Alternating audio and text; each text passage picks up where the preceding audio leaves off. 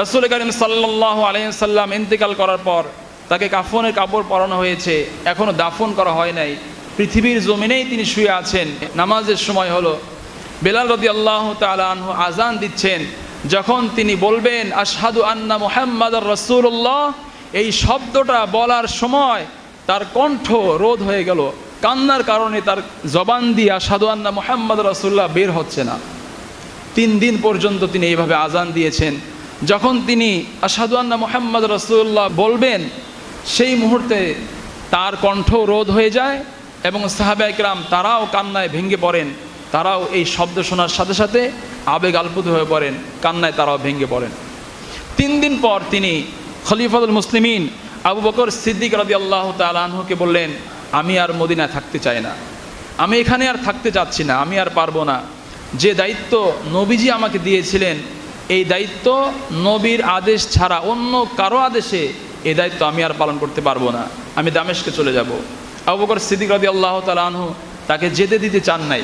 তখন বেলাল রাদিয়াল্লাহু তাআলা আনহু বললেন, আপনি আমাকে ক্রয় করেছিলেন আপনার নিজের জন্য নাকি আল্লাহর জন্য? যদি আপনি আল্লাহর জন্য আমাকে ক্রয় করে থাকেন তাহলে আপনি আমার রাস্তা ছেড়ে দেন, আর যদি আপনি নিজের জন্য ক্রয় করে থাকেন তাহলে আপনি যে সিদ্ধান্ত ইচ্ছা নিতে পারেন।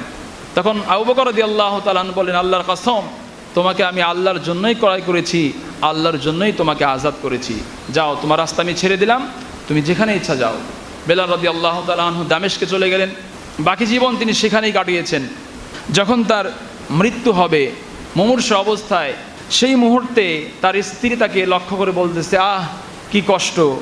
তখন বেলাল রাদিয়াল্লাহু তাআলা আনহু বলতেছেন, আহ কি আনন্দ। গাদান নালকাল আহিব্বা মুহাম্মাদান ওয়া সাহবা, আর কিছুক্ষণ পরেই আমি আমার প্রিয় নবী মুহাম্মদ সাল্লাল্লাহু আলাইহি ওয়াসাল্লামের সাক্ষাৎ করব এবং তার সাহাবীদের সাথে মিলিত হব। এই কথাগুলো বলতে বলতেই তিনি দুনিয়া থেকে বিদায় নিয়ে চলে গেলেন। সম্মানিত হাজির, সাহাবীদের জীবনটা এমনই ছিল যে দরিদ্র হোক অথবা ধনী হোক, তাদের জীবনের লক্ষ্য একটাই ছিল, জান্নাত লাভ করা। তাদের জীবনের একটাই মিশন ছিল, আল্লাহর হুকুম, নবীর আদর্শ সর্বক্ষণ মেনে চলা এবং আল্লাহর জমিনে বাস্তবায়ন করা। এটাই প্রত্যেকটা মুমিন মুসলমানদের নীতি আদর্শ হওয়া উচিত। এর বাইরে যারাই যাবে, ঈমানের পথ থেকে তারাই বিচ্যুত হবে।